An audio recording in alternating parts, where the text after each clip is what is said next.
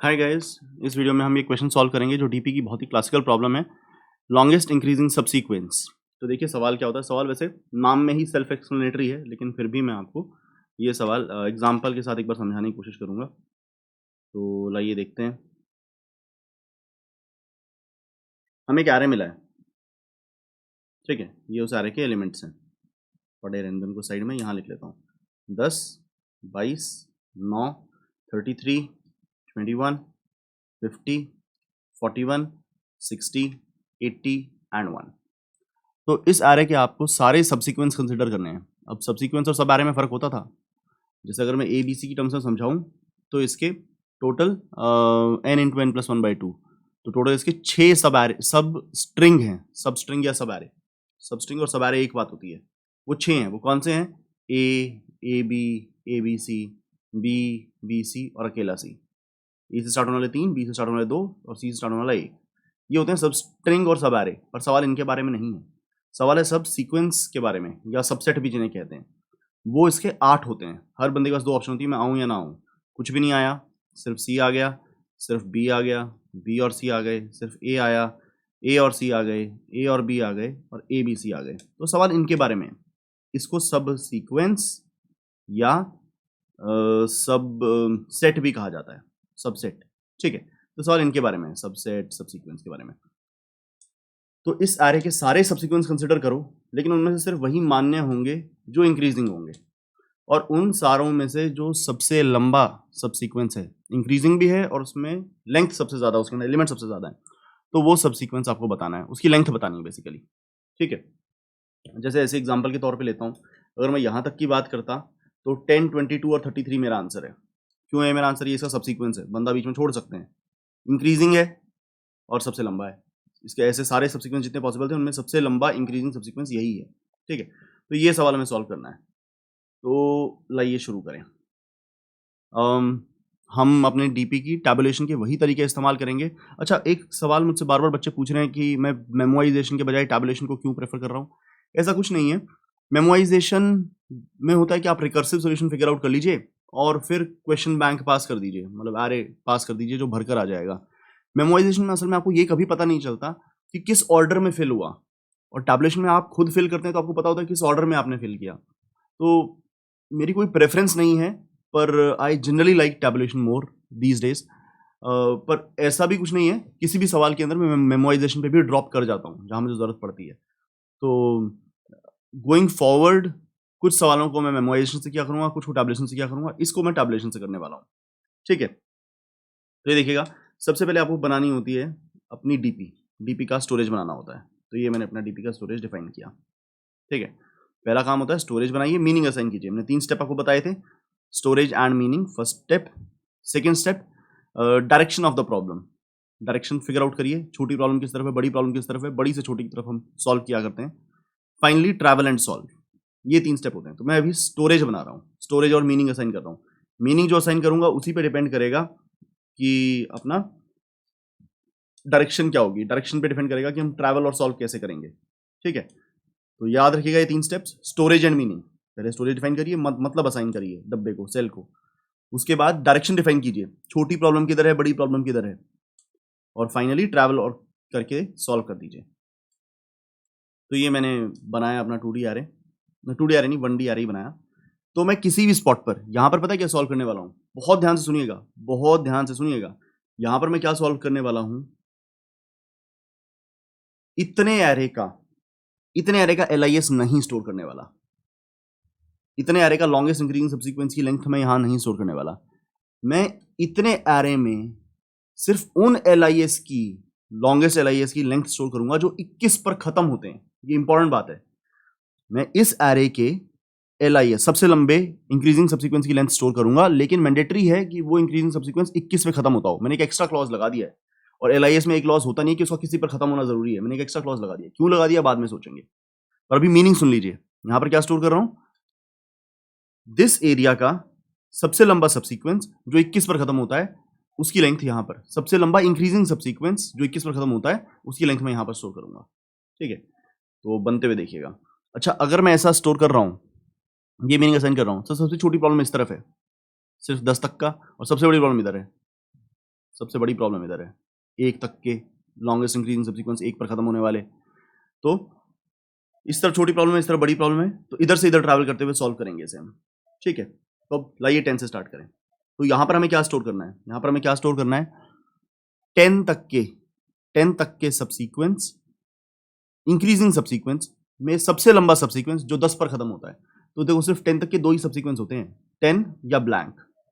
इसकी लेंथ 0 है, इसमें कोई एलिमेंट ही नहीं है, तो इसमें इंक्रीजिंग मान सकता हूं, इसमें एक ही एलिमेंट है तो इसे भी इंक्रीजिंग मान सकता हूं, तो दोनों ही वैलिड है। लेकिन अब दूसरा जो मैंने वो लगाया था, हमें क्या क्या ध्यान रखना है कि सब्सीक्वेंस होना चाहिए, इंक्रीजिंग होना चाहिए। तो 10 तक के 2 ही सब्सीक्वेंस हैं, ब्लैंक और 10। तो सब्सीक्वेंस तो दोनों है, दोनों ही इंक्रीजिंग भी है, इसमें एलिमेंट ही नहीं है, इसमें एक एलिमेंट है, तो एक एलिमेंट या 0 एलिमेंट वाला हमेशा इंक्रीजिंग मान सकते हैं हम। फिर एक और बात बोली थी, वो 10 पर खत्म होने मैंडेटरी है, तो सिर्फ 10 पर खत्म होने वाला एक ही है। तो मेरी यहां पर आ गई लेंथ 1 और आ गया 10। ठीक है, कि 10 तक का 10 पर खत्म होने वाला सबसे लंबा इंक्रीजिंग सब्सीक्वेंस 10 है, उसकी लेंथ 1 है। अब हमें 22 तक के लिए बात करनी है, यहां पर क्या स्टोर करना है, 22 तक के 22 तक के इंक्रीजिंग सब्सीक्वेंसेस में जो सबसे लंबा सब्सीक्वेंस है जो 22 पर भी खत्म होता है, उसकी लेंथ यहां स्टोर करनी है। तो मैं 10 और 22 के सारे सब्सीक्वेंस लिख देता हूं, ब्लैंक ब्लैंक ब्लैंक 22, 10 ब्लैंक 10 22, 4 सब्सीक्वेंस हैं। ये मैं इंक्रीजिंग मान सकता हूं, एक इसमें एक भी एलिमेंट नहीं है, इसमें एक एलिमेंट है इंक्रीजिंग मान सकता हूं, इसमें एक एलिमेंट इंक्रीजिंग मान सकता हूं, इसमें 2 है और वो इंक्रीजिंग ऑर्डर में, तो इंक्रीजिंग मान सकता हूं, सारे इंक्रीजिंग है। लेकिन 22 पर खत्म होने वाले ही कंसिडर करने हैं, तो सिर्फ ये 2 कंसिडर होंगे। और इन दोनों में लंबा कौन है, इन दोनों में लंबा है 10 22। ठीक है, तो लेंथ हो गई 2, तो लेंथ 2 स्टोर करूंगा मैं यहां पर। ऐसा मैं क्यों कर रहा हूं ये बाद में समझाने वाला हूं आपको। तो ना इन सवालों को जो मैं डिस्कस कर रहा होता हूं, तो आप इसमें ना ऐसे देखा करो, मैं पहले व्हाट बता रहा हूं कि करना क्या है, हाउ करना कैसे है, दैट इज कोड। करना क्यों है, वाई। एक टाइम पे जब मैं कर रहा हूं ना व्हाट और हाउ कर रहा हूं, तब वाई ना सोचें, क्योंकि इस टाइम पर वाई सोचेंगे ना तो आपका ध्यान व्हाट हाउ से भटक जाएगा। जब व्हाट हाउ कर लेंगे तो आपको व्हाट हाउ अच्छे से डाइजेस्ट हो जाएगा, फिर मैं आऊंगा वापस और बताऊंगा कि क्यों किया जो किया, कैसे वो हमारे सवाल को सॉल्व कर रहा है। ठीक है, और कई बार ऐसा होता है व्हाट हाउ करते करते आपको वाई समझ में आ जाता है।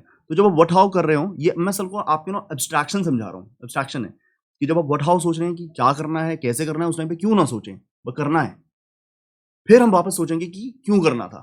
ठीक है, नेवरदलेस कमिंग बैक, अब हमें 9 की बात करनी है, यहां तक के 9 तक के इंक्रीजिंग सब्सीक्वेंस में सबसे लंबा सब्सीक्वेंस जो 9 पर भी खत्म होता है, तो 9 तक के सारे लिख दूं, दिस 9 22 22 9 10 10 9 10 22 10 22 9।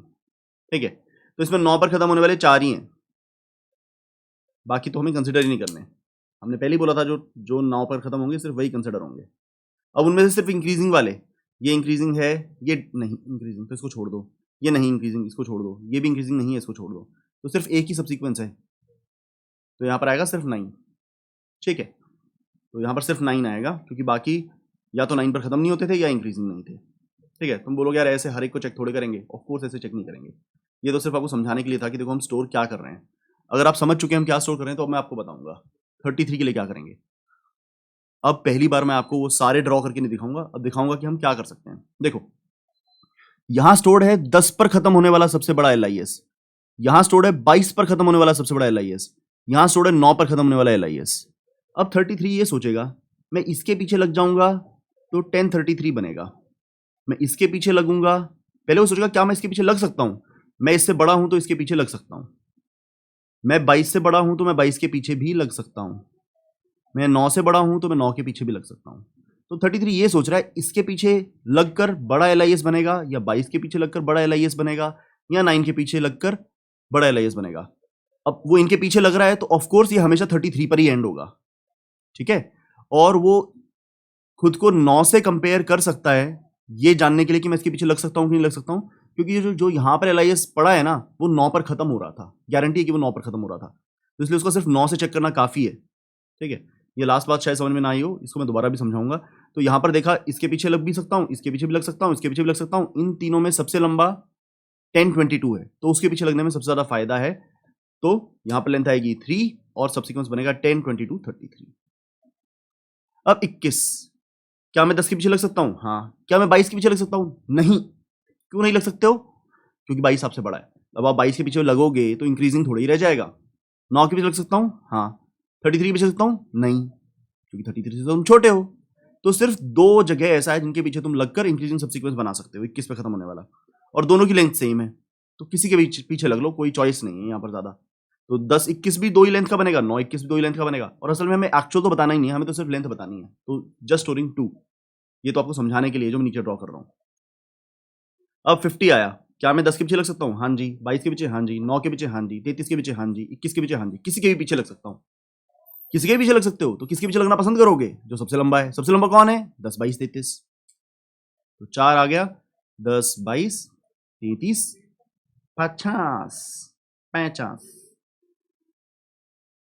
41।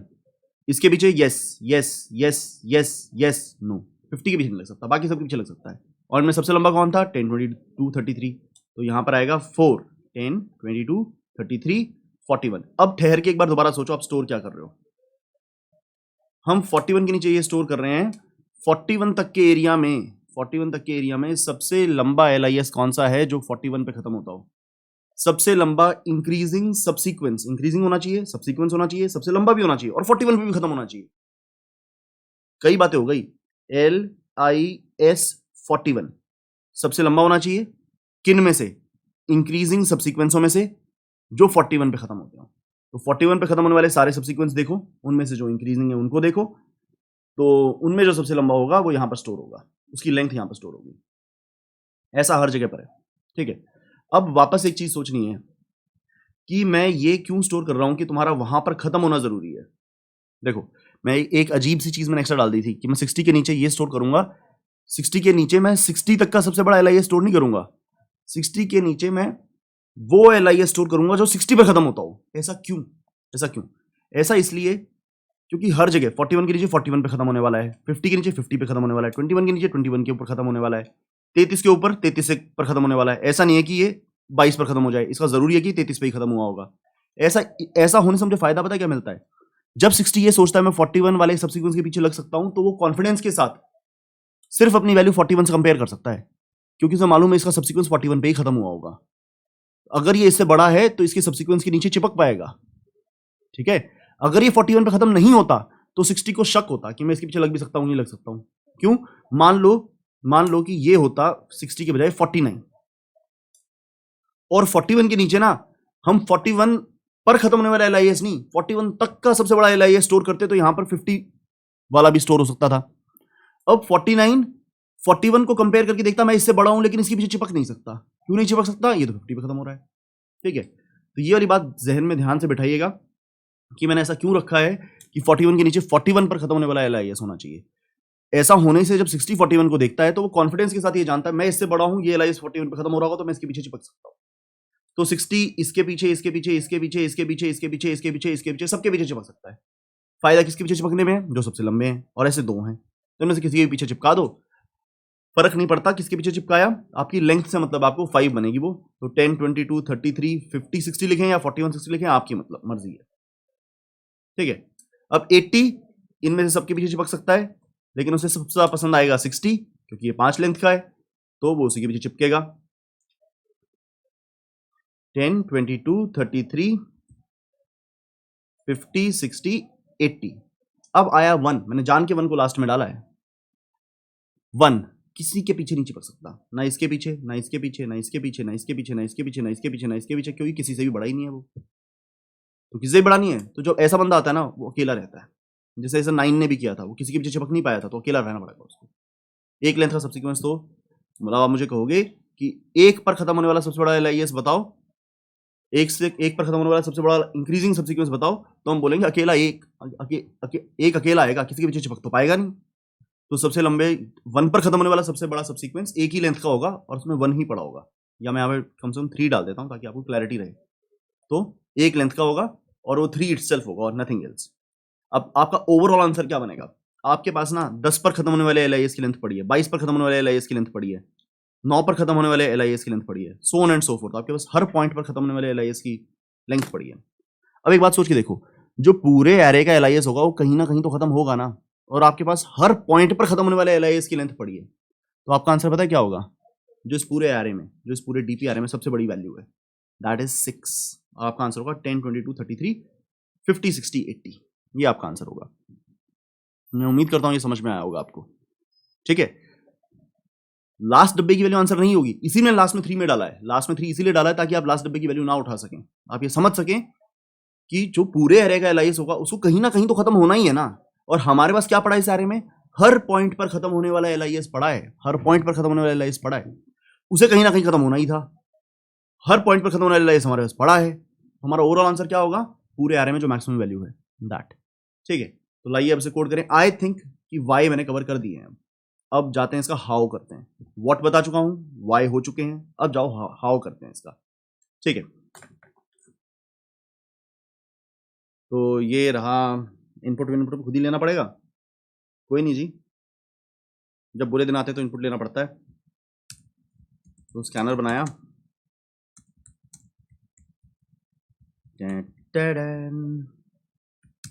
ये रहा स्कैनर।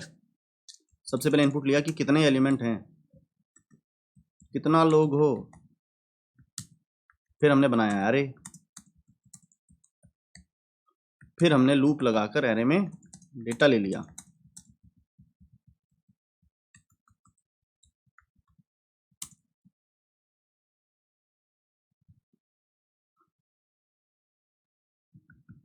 और ये हमारा इनपुट हमारे पास आ गया। ठीक है, अच्छा जी, अभी क्या करें, अभी क्या करें, अभी हमको अपनी डीपी डिफाइन करनी है। तो एरे डीपी का उतना ही बड़ा बनेगा। तो मैं कैपिटल इंटीजर का एरे बना रहा हूँ। कैपिटल इंटीजर के एरे और स्मॉल इंटीजर के एरे में क्या फर्क होता है बताता हूँ अभी। उतना ही बड़ा एरे, देखो यार, स्मॉल इंट और कैपिटल इंटीजर में क्या फर्क होता है, लाओ उसे क्लियर करते हैं। यार स्मॉल इंट ना स्टैक में बनता है, इंट आई इक्वल टू 10 और capital integer I I equal to 20। तो इसका डायग्राम देखना, आई 10 यहीं पे स्टोर होता है, आई आई हीप में बनता है और यहाँ 10 स्टोर होता है, ये इसका एड्रेस होता है। और इनके एरेज में क्या फर्क होता है, लेटेस्ट से मैं बनाता हूँ ए न्यू इंट 5 और बनाता हूँ कैपिटल इंटीजर का एरे बी न्यू इंटीजर 5। तो क्या फर्क होगा, ये ए एरे भी यहाँ बनेगा 5K के ऊपर, 5 वैल्यूज का समान है, उनमें बाय डिफॉल्ट सब जगह 0 पड़ा होगा। और कैपिटल इंटीजर का जो एरे है बी, लेटर से वो 6K पर बन गया, उसमें भी 5 स्पेस होंगे, लेकिन उसमें हर जगह नल पड़ा होगा, नल पड़ा होगा। स्मॉल इंट का डिफॉल्ट होता है 0, कैपिटल इंटीजर का डिफॉल्ट होता है नल, मतलब वो पॉइंटर है, नल होने का मतलब it is not pointing to anything. तो इसके एरे में बाय डिफॉल्ट नल रहता है कैपिटल इंटीजर के एरे में, और स्मॉल इंट के एरे में बाय डिफॉल्ट 0 होता है, वो कभी नल कंटेन ही नहीं कर सकता। तो ये फर्क होता है दोनों में। तो कैपिटल इंटीजर में मुझे डिफॉल्ट वैल्यू मिल जाती है एक, कि this box does not contain anything, मुझे ये मिल जाता है। तो मैंने इसको इनिशियली कैपिटल इंटीजर का एरे बनाया है, तो हर जगह नल पड़ा है इनिशियली। ठीक है, ओके, वैसे ज़रूरत तो नहीं थी, मैं स्मॉल इंट ही बना लेता हूँ, स्मॉल इंट ही बना लेता हूँ, कैपिटल इंटीजर किसी और तरह से यूज़ करूँगा। अब देखो क्या कर रहा हूँ, डीपी ऑफ 0 पे 1 डाल रहा हूँ। ये क्यों डाला डीपी ऑफ 0 पे 1, भाई फर्स्ट स्पॉट पे तो 1 ही आएगा, 10 अकेला ही आने वाला है फर्स्ट स्पॉट पे, उससे पहले कोई है नहीं ना। अब उससे आगे बात करता हूँ, for int I equal to 1, first spot से डीपी के खत्म होने तक मुझे डीपी का सीपी हो गया, और सीपी तो दिल्ली में है।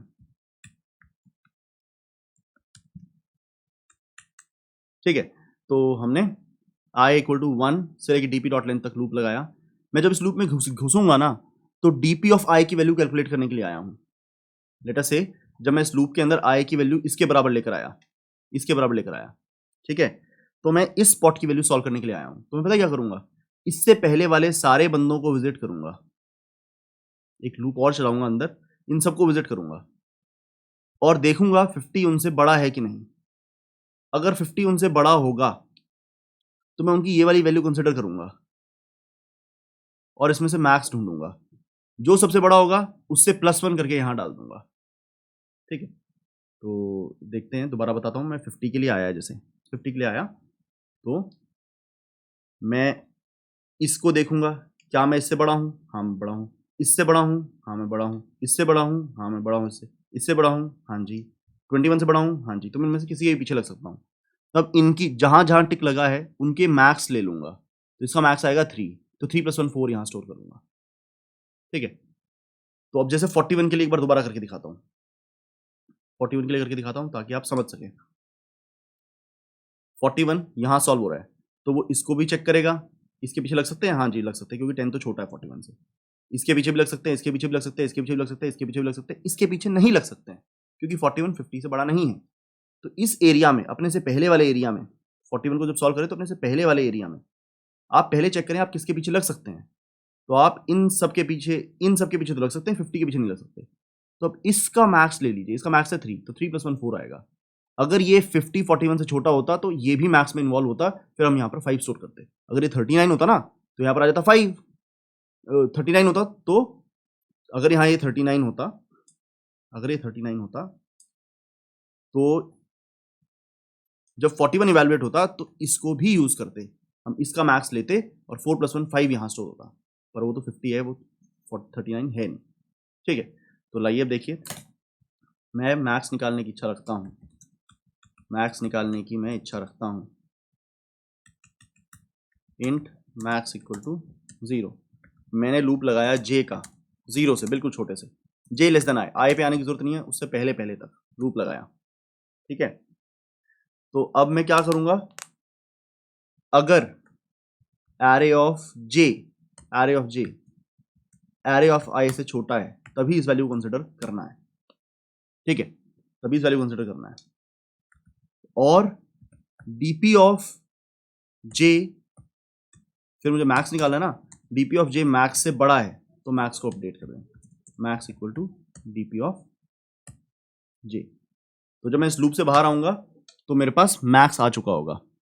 दोबारा से बोलता हूं, जे इक्वल टू 0 से लेकर आई तक का लूप लगाया, जब जब जे की वैल्यू आई से छोटी है वो वाला डीपी का मैक्स लेना है। तो डीपी ऑफ जे को मैक्स से कंपेयर किया, अगर वो मैक्स से बड़ा है तो मैक्स को अपडेट करें, तो पीछे वाले सेल्स का मैक्स आ जाएगा। हमें डीपी ऑफ आई में क्या स्टोर करना है, मैक्स +1, मैक्स +1, ठीक है। ये वो वाला केस भी हैंडल कर लेगा जैसे लास्ट सेल जैसा, कि कोई भी मुझसे छोटा है ही नहीं, तो एरे ऑफ जे किस एरे ऑफ आई से छोटा होगा ही नहीं। इसके लिए आप इससे भी चेक हुए, आप इससे भी, ये भी आपसे छोटा नहीं है, ये भी छोटा नहीं है, ये भी छोटा नहीं है, ये भी छोटा नहीं है, ये भी छोटा नहीं है, ये भी छोटा नहीं है, ये भी छोटा नहीं है आपसे, ये भी आपसे छोटा नहीं है, ये भी आपसे छोटा नहीं है, कोई आपसे छोटा नहीं है। तो इनमें से कोई भी मैक्स में इन्वॉल्व नहीं होगा, कोई मैक्स में इन्वॉल्व नहीं होगा, तो मैक्स 0 का 0 रह जाएगा, तो हम मैक्स +1 स्टोर कर देंगे, तो फिर भी 1 स्टोर हो जाएगा आपके ऊपर, जो आप करना भी चाहते हैं, ठीक है। और अगर कोई आपसे छोटा होगा तो वो वाली सारी वैल्यूज, जहां जहां की वैल्यू आपसे छोटी होगी, जैसे 41 के लिए इन 5 में से इसको छोड़कर बाकी वैल्यू आपसे छोटी हैं, तो ये सारे मैक्स से कंपेयर होंगे, इवेंचुअली मैक्स में 3 पड़ा होगा और आप 3 + 1 4 स्टोर कर लोगे खुद के ऊपर, ठीक है। इस तरह आप एक एक स्पॉट के ऊपर डीपी कैलकुलेट करते हुए जाएंगे। अब आपको ओवरऑल पूरे एरे का मैक्स चाहिए, तो मैंने ना एक और वेरिएबल ले लिया, उसके अलग लूप नहीं चलाएंगे, काम वैसे ही चला लेंगे, ओवरऑल मैक्स इक्वल टू 0। तो हर जगह मैं ये डीपी जब कैलकुलेट कर चुका हूं तो मैं डीपी ऑफ आई को ओवरऑल मैक्स से कंपेयर कर देता हूं कि तुम ओवरऑल मैक्स से बड़ी हो तो उसे अपडेट कर दो। ये मैंने क्या किया, ये मैंने पता क्या किया है, ये मैंने ये किया है कि मैं लास्ट में दोबारा लूप नहीं चलाऊंगा, जब कोई डीपी कैलकुलेट हुई है उसको तुरंत ओवरऑल मैक्स से कंपेयर करें, अगर ओवरऑल मैक्स से बड़ी है तो ओवरऑल मैक्स को अपडेट कर दें, सेपरेट लूप चलाने से बच रहा हूँ, ठीक है। लास्ट में आप इसे प्रिंट कर दें।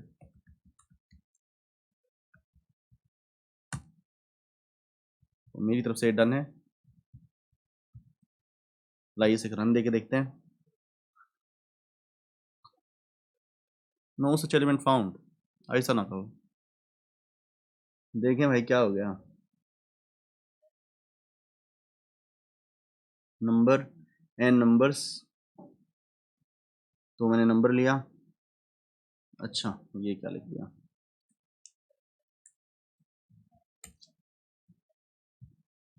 फिर चलाया, सबमिट करके देखा,